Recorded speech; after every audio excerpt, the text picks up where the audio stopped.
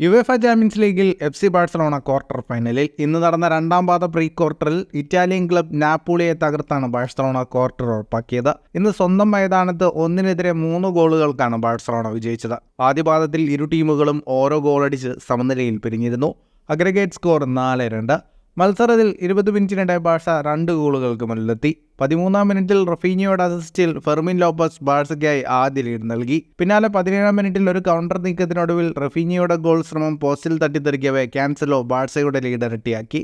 എന്നാൽ 30-ാം മിനിറ്റിൽ അമീർ റഹ്മാനിയിലൂടെ ഒരു ഗോൾ തിരിച്ചടിച്ച് നാപ്പോളി മത്സരം കടുപ്പിച്ചു.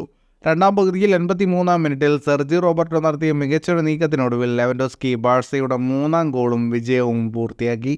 മത്സരത്തിലുടനീളം ഡിഫൻസിൽ ബാഴ്സലോണയ്ക്കായി മികച്ച പ്രകടനം നടത്തിയ യുവതാരം പാവു ഗുവാർസിയാണ് കളിയിലെ താരമായത്.